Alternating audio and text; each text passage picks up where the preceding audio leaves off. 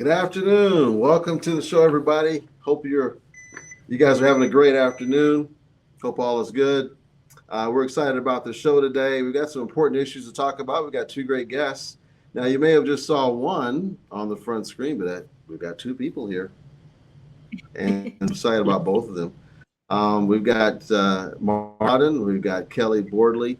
We have a paramedic, and Mark, who's also the CEO of a company we're going to talk about here in a little bit. And we also have Kelly, who's also a registered nurse. She's a OR nurse as well as an ER nurse, and helping with a very important initiative that we're going to talk about today, which is reducing the amount of deaths that occur from cardiac arrest. And so that'll be a topic that's very important that we're going to speak about. But before we get into all of that, first of all, I want to welcome you both to the show. Thank you. Well, thank you. We're excited to be here. Appreciate it. Awesome. So I'd like to get to know a little bit more about both of you as a person. I know our viewers want to know that too. You've got this new company, and that's kind of how you guys are formed, working together now. But tell us about how you even got into healthcare to begin with. Mark, if you don't mind, tell us what inspired you to get into healthcare, and how did you stick with it for so long? Well, I actually came into healthcare by coming across a car accident right out of high school. I came across a car accident. I didn't know exactly what to do. I saw some injured people inside the car, and that got me really interested in the fire service. I found myself within weeks after that down at the local fire department, figuring out how to become a volunteer firefighter. And flashing forward, nearly 25 years now, I've moved on to becoming a full-time career paramedic. I've also been a firefighter in the past as well. And so the passion of helping people just struck me pretty quickly right after high school, and chose the emergency medicine path. And I've loved it. And that's really how I got involved to get started with. Love to hear about you. How'd you get into healthcare, Kelly? So kind of funny that I've always wanted to be a nurse. I think when I was in third grade, that was the path that I wanted to take and knew I wanted to be a nurse. When I was around 15, I started volunteering as a candy striper at the local hospital and loved that, and then became a EMT at 18 and ran ambulances as an EMT for a while, and then started in the emergency department as an ER tech and worked there while I was going to nursing school, and then became a nurse and graduated, became a step-down ICU nurse for a little bit, and then wanted to get back into the emergency department, and so worked South Tacoma for a while in the emergency department. And then I got into education and was the ER educator for a bit, and then just kind of took it from there. And so have been in emergency medicine for a good while and started a new venture in the OR recently. So been long-standing nurse. When did you know that you're in the right field? You can get into a field, you could have interest in something, you could want to do it from a very young age. But when was it that you knew, in the right place, Kelly? I think for me, it was just the connection that I had with the patients and working with them during their absolute rock bottom. When they come to the emergency department, they're not having a good day. And it's sometimes the biggest crisis of their life. And so helping them through that and being the one that's there to help them navigate that. And then not only that, when we'd have people who would come in cardiac arrest, being there for the family and trying to help that, and just the impact that I have on so many lives is kind of daunting when you stop to think about it. Yeah, for sure. What would you say for you, Mark? When did you know you were in the right place? Well, I'm going to echo a lot of what she just said. We're just seeing them in different venues. I'm coming to see you in your home. you're handing me your loved one, your child, your mother, your father, and I get to deal with these patients at home, and then I bring them to Kelly, and we get to bring them to Kelly, and we get to work together to fix them up and make the situation better.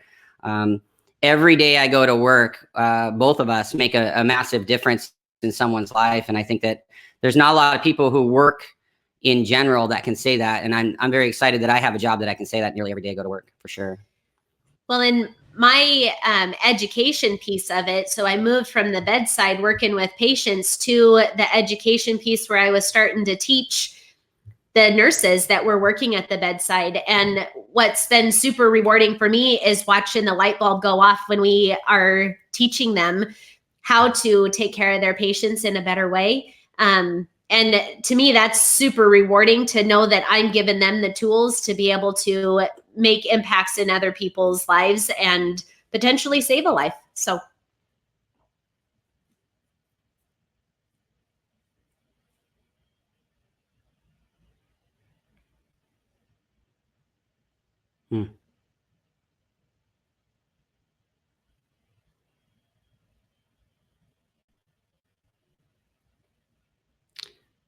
Sorry, Rollis, we've lost your audio.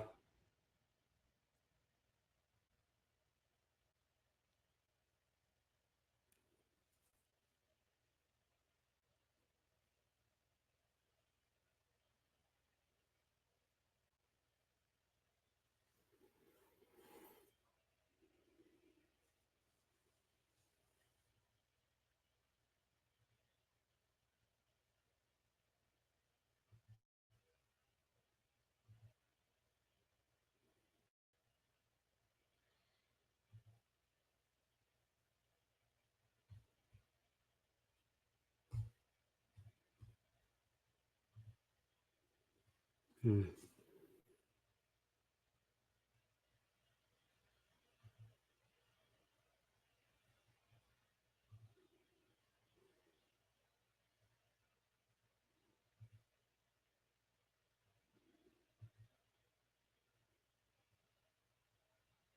are the same as we were before. Those figures.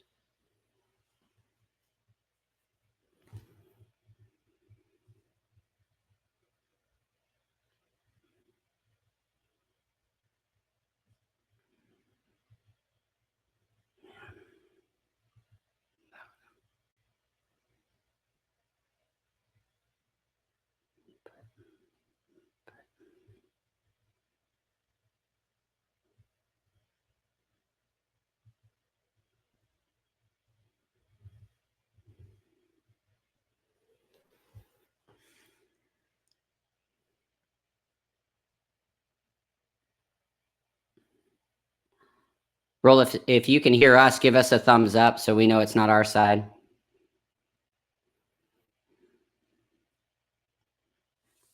Okay.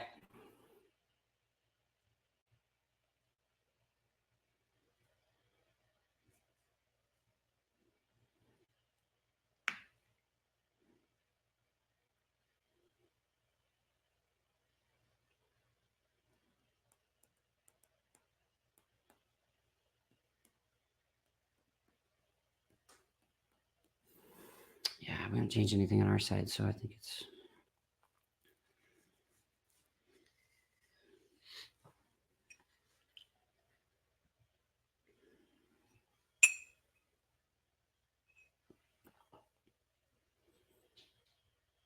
Can they edit this? I don't know. I assume so. I think they... It being live. I think it's... I'm not sure. We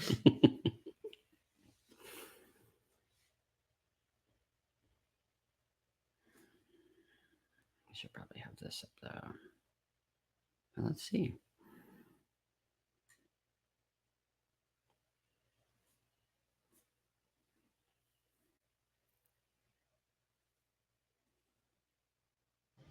Testing one. Testing 1, 2, 3. Got you now, Rolla. There we go. Well, okay. Well, guys. Oh. Those of you who are watching, I'm truly sorry. So that was the cliffhanger of the century right there. You're like, what's going to happen? I'm not sure. It seems like an eternity, you know. It's like, are you kidding me? We had this great it was flowing. I mean, we were flowing, and then all of a sudden, yeah. Okay, all right. So we're back. Okay, so let's get back into what we're talking about. So we're talking about, what were we talking about anyway? Where did we leave off at? Our background, and we knew that we were in the right spot. Yes, thank you very much. Okay, we were starting to move into something that's very important. Cardiac arrests, they happen. It's a fact of life, right? They happen in the hospital. But something that was alarming, I want you to share with our viewers what you found when you looked at the survival rate of those who have cardiac arrest in the hospital. Please touch base on that. I really want to share that. It was very alarming to me. So I want this to be shared with our viewers. Yeah, absolutely. I mean, why you see this team before you is basically for this alarming number. As a paramedic and teaching these certification courses for nurses, doctors, paramedics, and EMTs, one of the main certification courses we take is from the American Heart Association. They are an entity that gathers a lot of great evidence-based medicine and a lot of great numbers.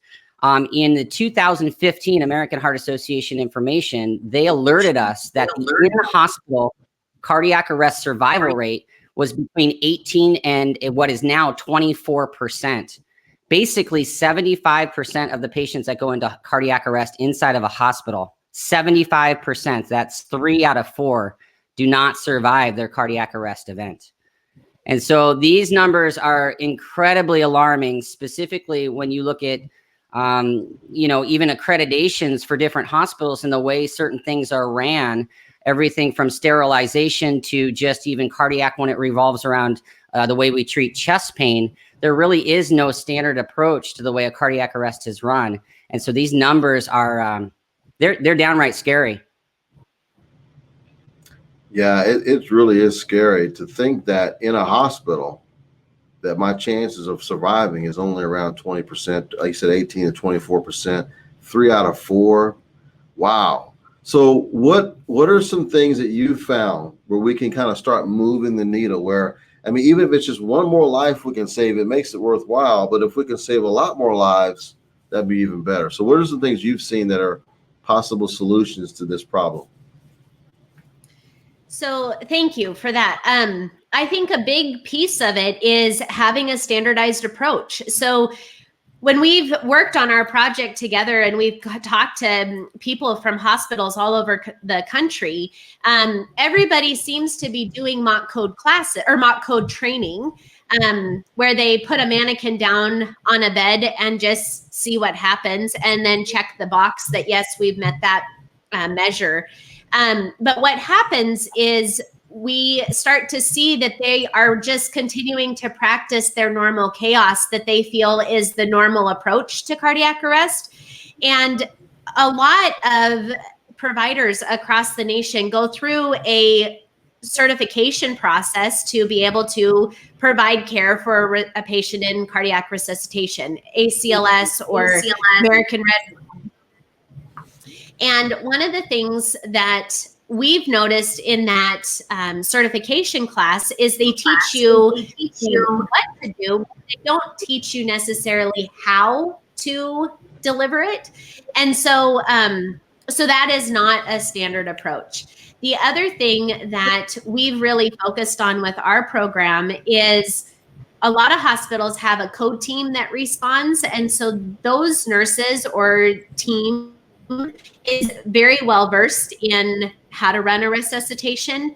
It's the nurses who necessarily don't have a code team that responds, or if the code team does respond, they're waiting for the code team to arrive. And so waiting and dependent on other people start that code and have that responsibility. The other piece of it is the fear of resuscitation. So they may have had multiple classes for ACLS to have this certification and are capable of doing it, but there's a definite fear of letting their guard down to be vulnerable to really learn and receive the information.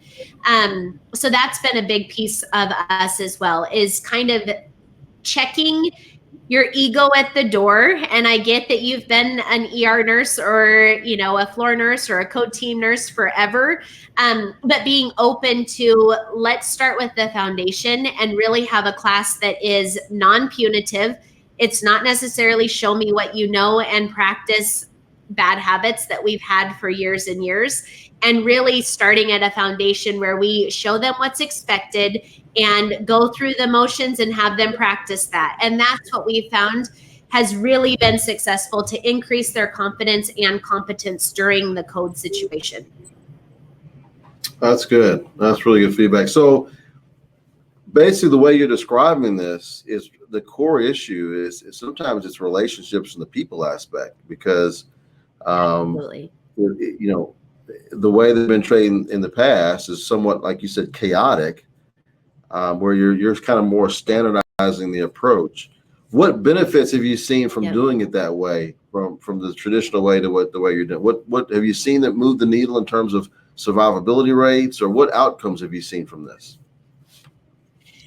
So I'm really excited to say that, well, first I'll start off that it was not easy for me to bring a paramedic in. You know, you talk about relationships and stuff like that. It wasn't easy for me to bring in a paramedic and have Mark show them when they, in their own mind, thought that they were doing a great job.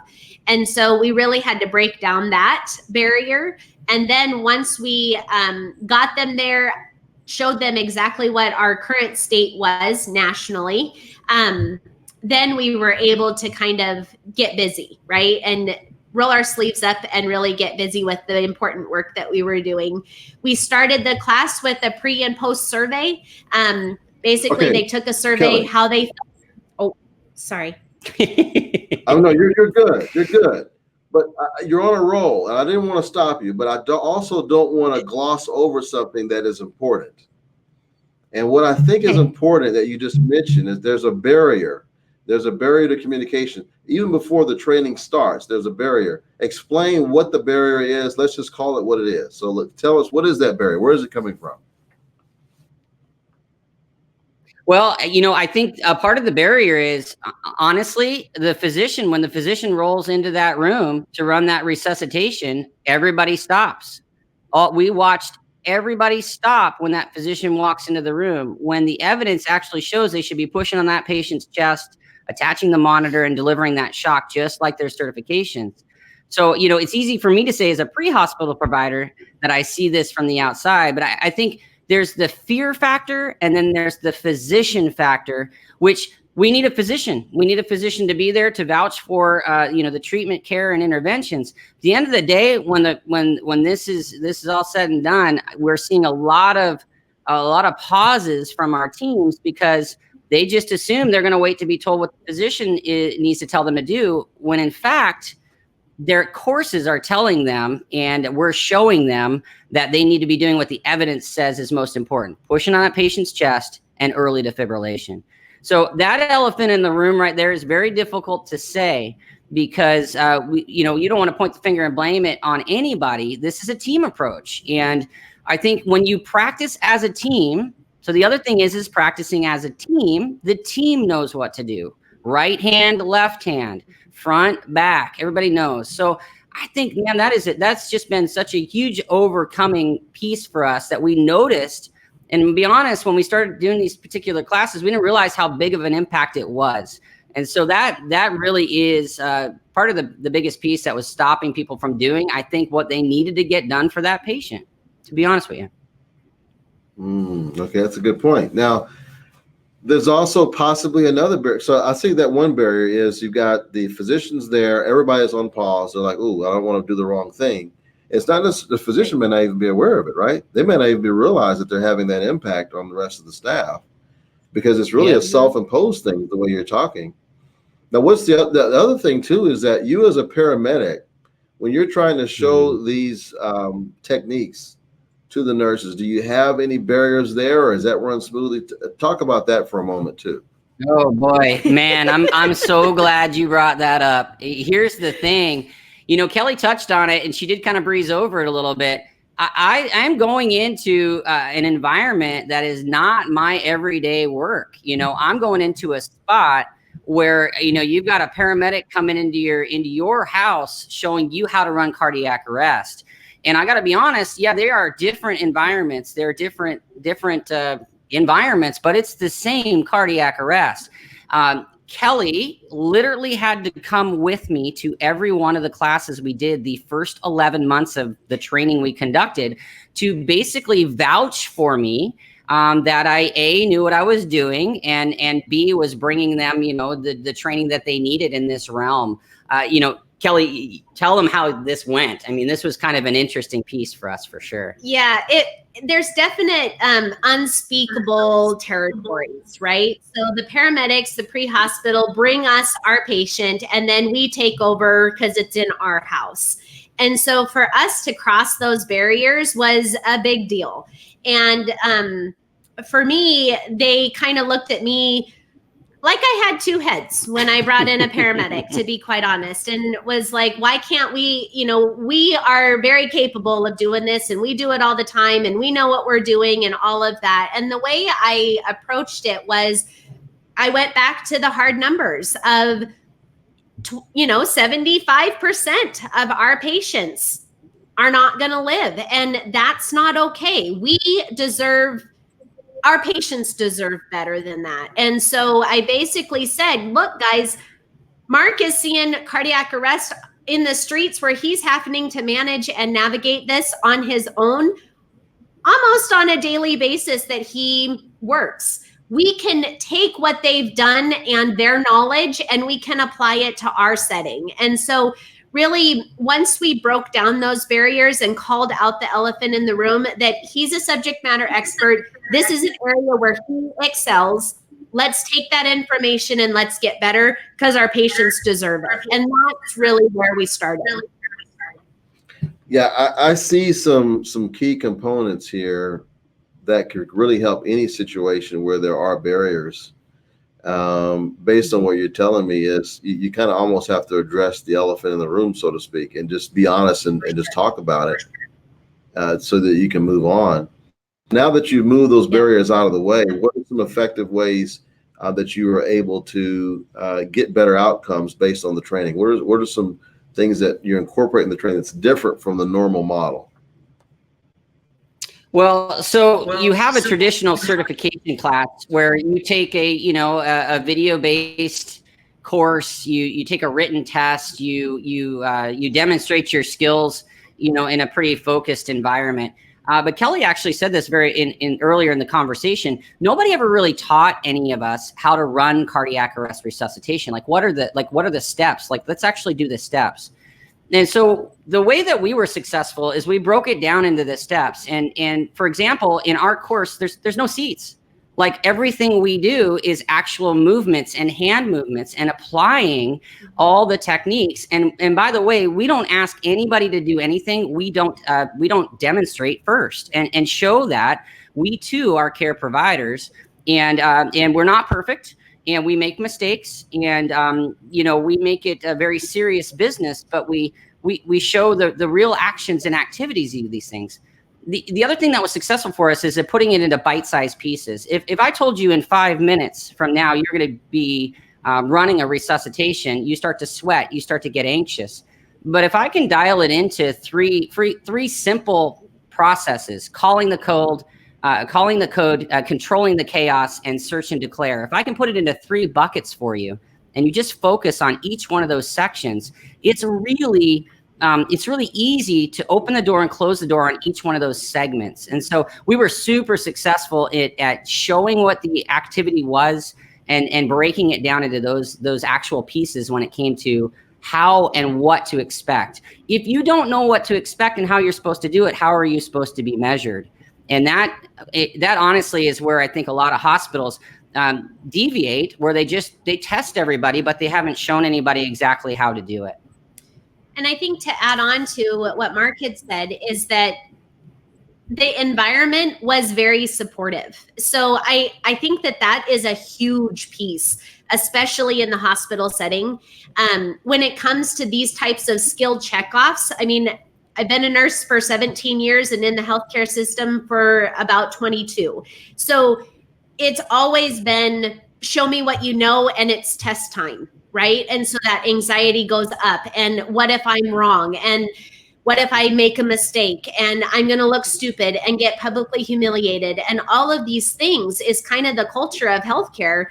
And we wipe that clean. And so it's always been very supportive, making sure that they understand it, that they're safe to ask questions. And that's when we really started to see the learning happening, is when they started to put down their guard, right? And so I think that that's a huge aspect too, is not coming to them and doing a code when they've done something wrong and now we're going to put you on the spot. It's just laying that foundation of this is an opportunity to practice. This is a safe zone to learn. And that was really successful as well. How often do you think this should be done? How often should they have these types of trainings? What would you suggest? Well, what we actually targeted more, to be honest with you, is the saturation effect, right? How many times has a new piece of equipment, a new process or procedure been released to general public, inside the hospital without the saturation effect taking place? For example, with our training, it was we wanted to hit a 90% mark of everybody participating in this training. It happened to take us 11 months to train this one local hospital to get everybody into a class so everybody knew what the expectations were. So I think there's the initial training where you're going to be just a little bit heavier to make sure you hit that saturation effect. And I'll tell you how you know when you hit saturation is when you're having repeat students in your class start to, when are we going to be doing this live? When is this going to go live? I want to do this. I want to do this for my patient. I want to do these things that make sense and are working here in this training environment. But I want to do this for my patient tomorrow. And so we took a little less traditional approach at saying, oh, we're just going to do one per month and we're just going to get 12 people. We really looked at the overall number that we needed to train, and we took a percentage approach. That happened to be a couple per month at this point. And as you move forward, you want to be able to give people opportunities to take that course where they're learning how to do it, because you're always going to have, employee and staff turnover. So you don't want new staff coming in not knowing what the expectation is. So you have to support that. But what's interesting is we added another component, which is that spontaneous mock code. I would show up on an undisclosed day at an undisclosed time to an undisclosed room and put my mannequin down on the bed. Charge nurse would come in. I'd say, go ahead and send me in a nurse. And I'd say, okay, you've got a 56-year-old female from ED with a diagnosis of PE. Why don't you check her out? And the patient would be in cardiac arrest. And what would happen here is we would measure every single little thing they did to that mannequin, from compressions to ventilations to the time that it took to get the monitor on and first shock delivered. That really is kind of the next phase, if you will. Teach them how to do it. Then give them feedback on how they're doing. So really long answer to your question, but I think what you have to commit to is just not saying this is a one and done, right? That's kind of been our mantra. Right. This is not a one and done. This is something that is a new culture to the way you attack cardiac arrest. And it has to be a culture change inside of the hospital that all the way from the top to the bottom is supported. And that's really what I think makes this successful. In moving forward for our families that report go to these hospitals in cardiac arrest. Well, and the other thing, Mark talked about the saturation effect. Oh, go ahead. No, go ahead. I want you to continue with your thought. So Mark talked about the saturation effect, and during that 11 months, we just held the mock code training. So the classes that actually we dedicated 3 hours to this training, so that we really were able to build that good, solid foundation. We didn't do spontaneous codes during that 11 months with those mock code trainings happening. We wanted to teach people how we wanted cardiac resuscitation done, so that we built that standardized approach so that everybody knew what was expected of them. Once we had 95% Yep. of the staff trained, then we started to do the spontaneous codes to kind of check where they were at. What we're seeing in hospitals when we talk to people who are in charge of this training is they're starting at the spontaneous mock codes. They're not doing training classes to show them how it should be done. Mm-hmm. And with the spontaneous mock codes, it's very small amount of time because they still have live patients, right? So they're still taking care of real patients. So you can't make your spontaneous mock code more than about 10 minutes long. There's not a lot of quote unquote training that can happen in that 10-minute time frame where you really can lay down the foundation in that 3-hour time frame. And so that's how we approached it. And then that was a spot check. And then we would have a spontaneous code this month that was the 10 minutes in different departments. And then the next month we would have classes. So it would be every other. So if they were part of that spontaneous code and they felt it didn't go well and they needed a refresher, they would come to the next month to the actual code class. So do you mix up the folks who are in it? Because I'll just think of a situation. Let's say it could be on the med surg floor. You may have a patient in the bed, and all of a sudden they're starting to have a cardiac arrest. The ones who may be available may be a nurse, maybe there's a tech. So are you also mixing in like techs and others in this training so that they can also give a hand if needed? Absolutely. So we had ER techs, we had CNAs, we had respiratory therapists, we had imaging, we had nurses. We even had some physicians show up later. And so it is really kind of a mixed bag. At the bedside, it really is the global concept of this patient needs you to push on their chest. And I think we all comers to this class was helpful because there wasn't misconceptions about who should do that, like whose job is that to do that. It's all of our jobs, right? You have the certification, do the initial assessment, call the code and start pushing on this patient's chest. Even if you're the nurse or you're the physician, when we have these discussions with physicians, start pushing on that patient's chest. Now, give it up to the next person that comes in the room so you can run the resuscitation, but we never lose control of that chain of command of cardiac arrest. So it's really important we had everybody, all comers in these courses.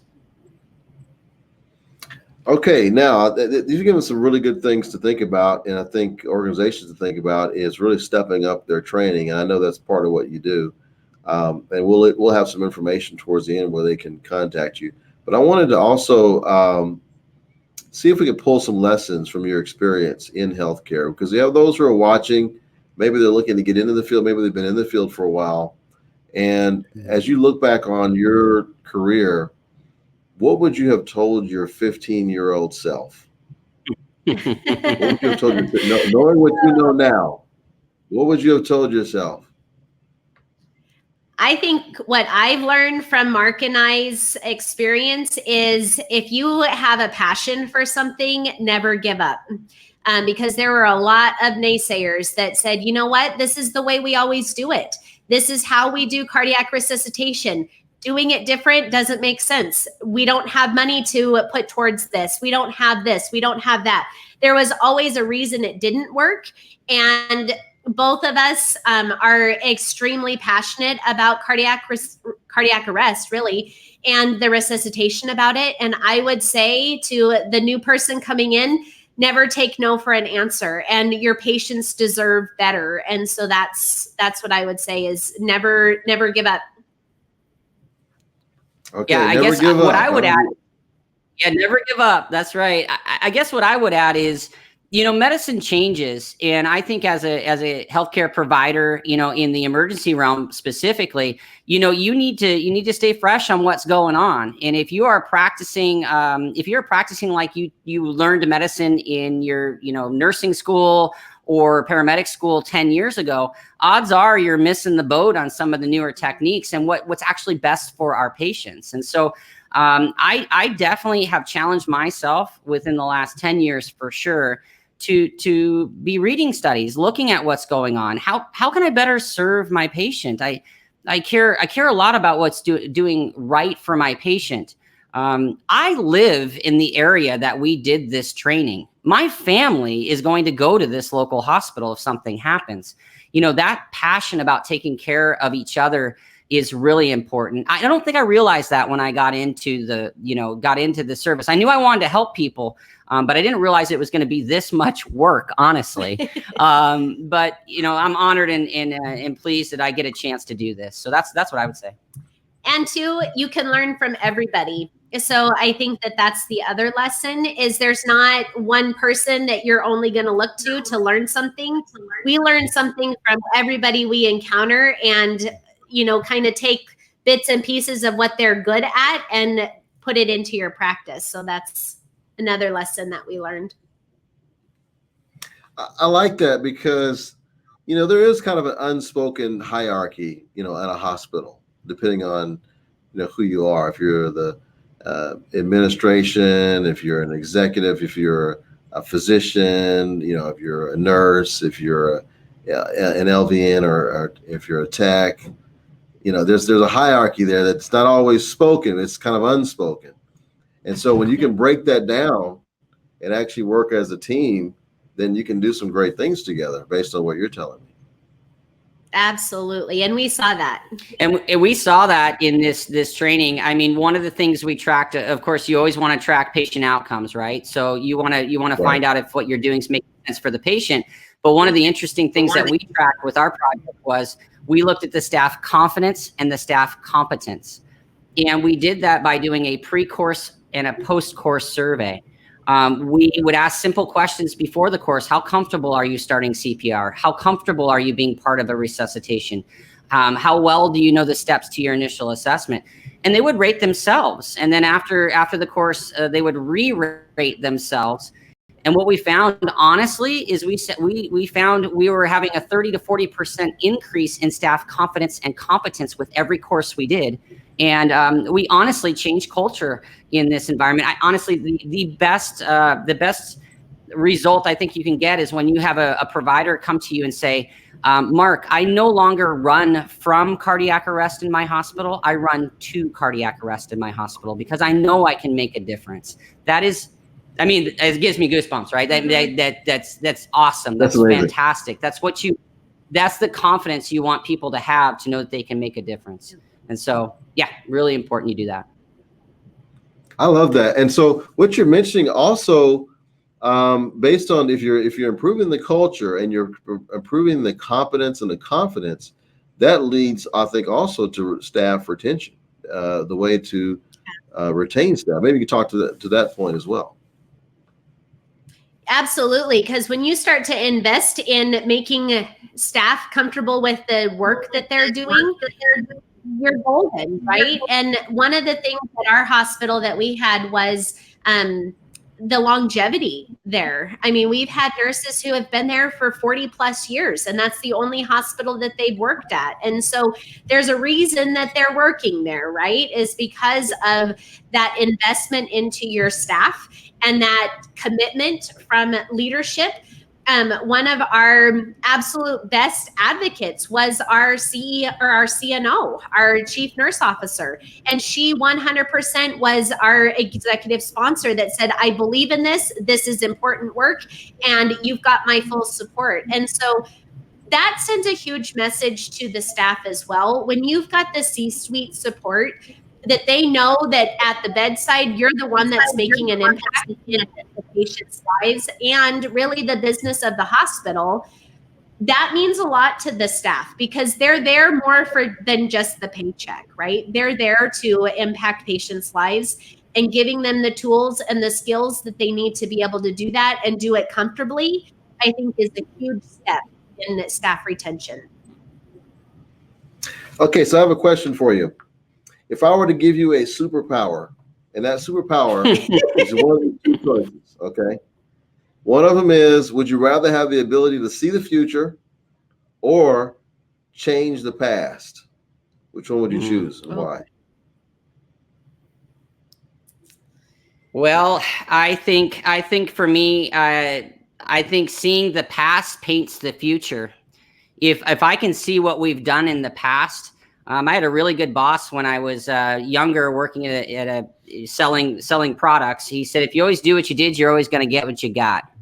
And I think seeing the past helps us learn the lessons of how to treat the future. Mm-hmm. And so the past is we can look up the past. I think people choose not to look at the past because they're just comfortable in what they're doing. So for me, looking at the past so I can paint the future is probably it's probably the best way that I think I can see this happening. And it makes sense to me to look at it that way. And I would agree. Okay. Now, is your preference? I noticed you said see the past because part of your superpower is to also change the past. Would you just look at the past, or would you actively be involved in changing it? I mean, you can't change the past, right? But what you can do is learn from the past, right? So I mean, I can't change the past. I think moving forward, if you can apply that, you can make a difference, right? So. Wait, this is a superpower, though. You have a superpower. So yeah. I guess I could. I put my cape on, and I guess I could do that. I guess that makes sense. I mean, if you had a choice, which one would you choose? Changing the past or seeing the future? Which one of those is the most valuable to you of those two choices? Gosh, it's so hard. There's so many good sides to both sides. I think I would change. I think definitely changing the past then, right? Because you've got a lot of people that if I have to split hairs here, changing the past, it saddens me to know that there are maybe lots of people that with the care that could have been given, they could have had another chance. And so changing the past, I think is probably where I'd land on that. And I would agree. If I had a superpower, I would change the past and implement the things that I've learned from the past to make it so that it's easier for people coming forward to not have the barriers that we had moving forward, and the barriers in healthcare, the barriers in schooling, and the naysayers that we came across. I would really empower them to see that their efforts can make a difference. And so removing those barriers for people, I think, make a huge impact on people. Okay, now naysayers is what, it doesn't matter what we do, we're going to come across naysayers, what, no matter what field we're in, right? So I want you to give us, what are your best tips? Either one of you can jump in on this. What are your best tips for dealing with naysayers and moving on? What are some strategies or tools that you use to move past that? Well, I'll jump right on that right now, because data is the best way to tell a naysayer this is going to work or not going to work. Mm-hmm. It matters what I think. It matters what you think. We can do that all day long, or we could look at the numbers. And so data-driven decision making is really important.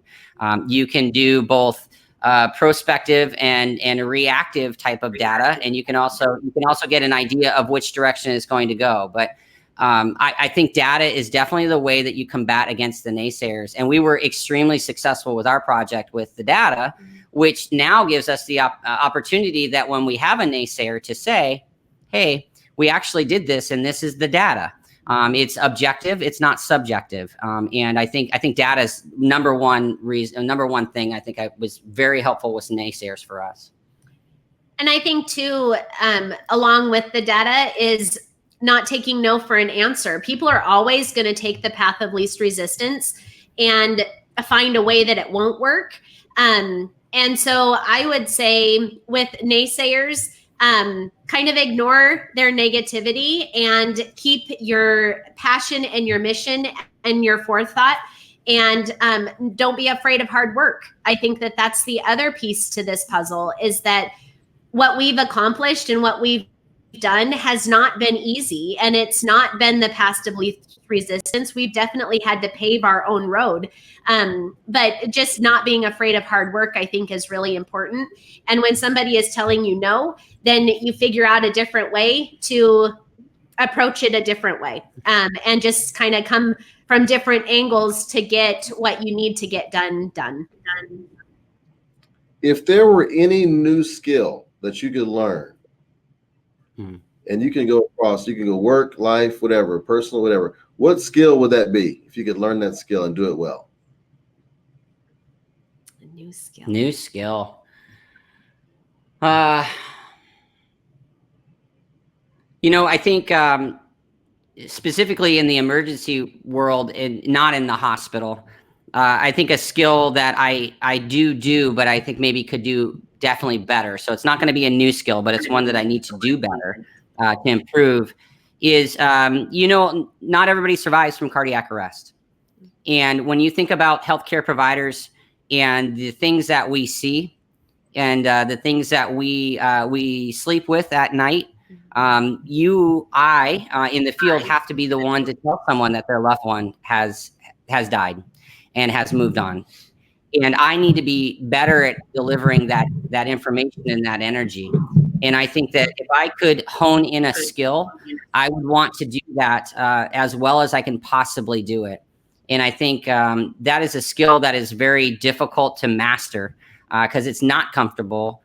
I think we owe it to the patient's family to be able to do that skill. So it's not necessarily going to be a new skill for me, but it's a skill that I think is always going to take work when you're dealing with lives and dealing with patients' families. And I think it's also a skill that could help me personally, right? We get to see a lot of things pre-hospital and in hospital in the emergency departments that if we're not talking about these things and monitoring our own mental health and having these outlets and these different skills, I think it's going to be detrimental to us in the future. So that'd be a skill that I'd want to hone for sure.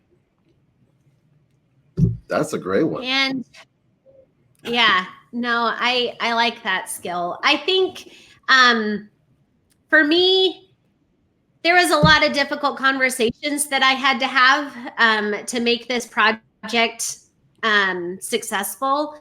And I would say if I could have a skill of having tough skin and letting negative comments bounce off of me and not impact me, because there were some times that that was a difficult part of the project, is worrying about what other people were saying or what they'd think about it or how they would receive the training, or having Mark come in and what that all looked like. And so having those difficult conversations, so just making the negative comments or opinions about me and what we're doing bounce off, because it wasn't the run of the mill, right? It wasn't a project that was, this is the way we've always done it. And so being comfortable and confident, and I'm getting there, getting better than I was for sure, but being able to break out of those boxes and having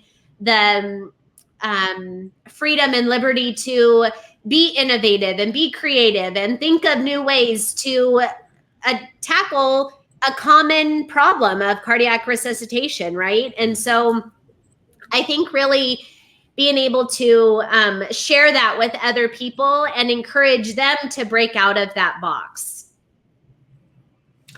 It's interesting that out of all the skills, both of you picked a skill that had to do with communication. Yes. Yeah, and I would consider myself a pretty good communicator. So yeah, it's something really all of us can really work on. Those are great. I mean, both those things, I'm thinking, yeah, I could use that too.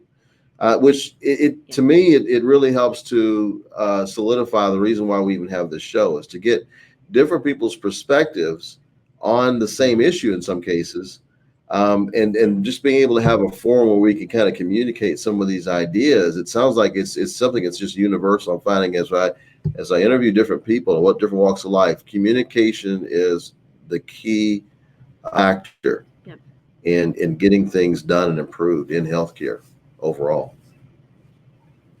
Let me ask you this.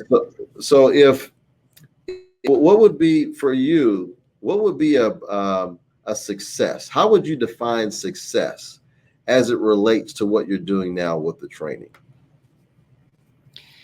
That's easy for me. I think success for me is, and I've already said this, if I can help a healthcare provider, whether it's a paramedic, an EMT, a nurse, a doctor, a CNA, a radiologist, any healthcare, if I can help any one of those people feel more comfortable to get involved when it comes to cardiac arrest and just start pushing on their chest, that would make me feel great. That would make me feel like I got through to this person and they understand what the most important thing is to do for their survival and for their chance.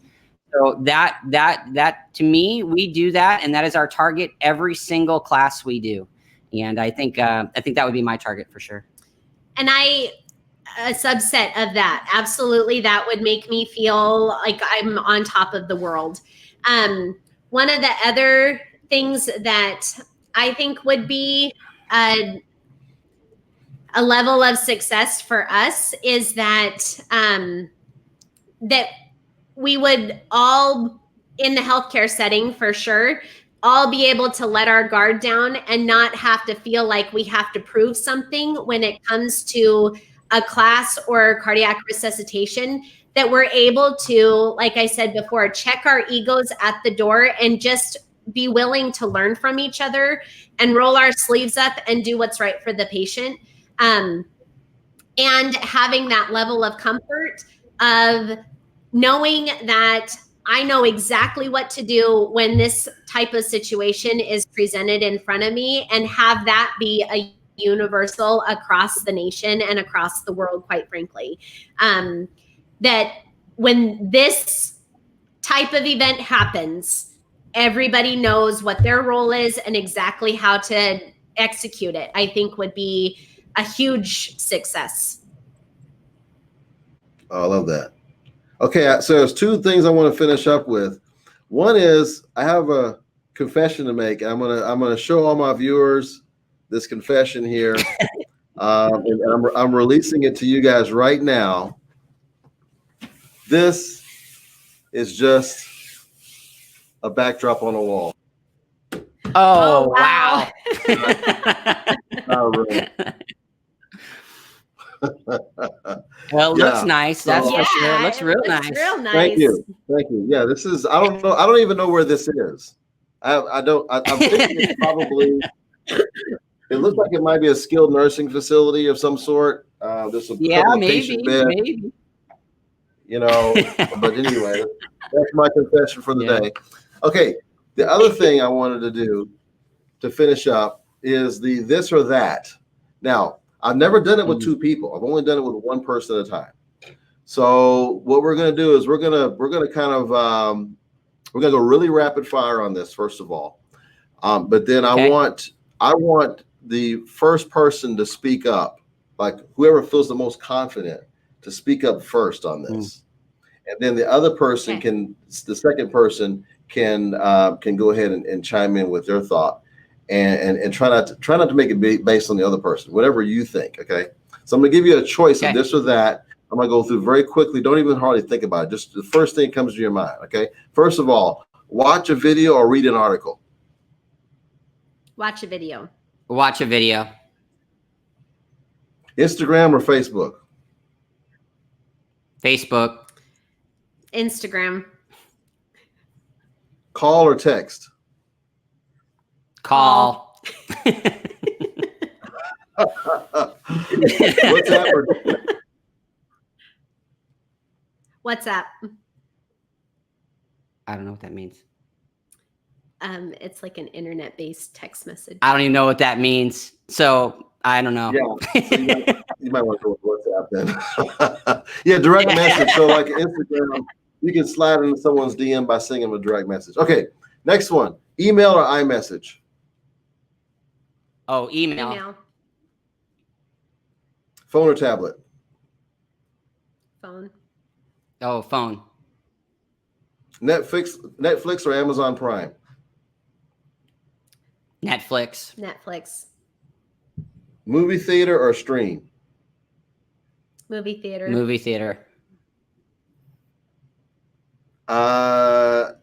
Google or Bing? Google. Google, for sure. Watch or play sports? Watch. Watch. Mac or PC? Mac. Oh, PC.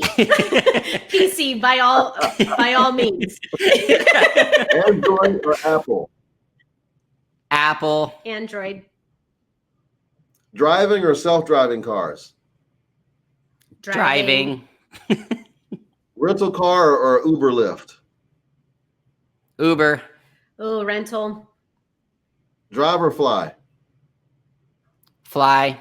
Fly. Hulu or Disney Plus?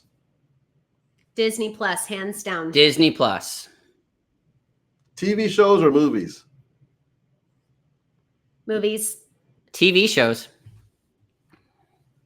YouTube or cable TV? Cable. Probably cable. Phone or computer? Phone. Computer. Last one, Instagram or TikTok? Instagram. Instagram, because I don't know what TikTok is. Okay, you will now. You're going to look it up after the show. TIKTOK. I will. Okay. All the kids are doing it. All the little young kids are doing. I shouldn't say all of them, but a lot of the young kids are doing it. Anyway, Sure. thanks for your time. It's been great. Best of success on your future trainings. I think you guys are doing great work. All the best to you on that. And we, at some point in the future, love to have you show. Maybe you could talk about some of the advancements, maybe some of the progress you've made with the training. But thanks again for your time, and keep up the great work, guys. Yeah. Well, I just want to say thank you to you for allowing us on to visit with you. You know, you said something that's super profound to me. We just talking with each other is super helpful, and I just appreciate your time. So Yes. Thank you so much. Thank you. I appreciate it. No problem. Have a great day, guys. And everyone else too. Thanks for All right. watching.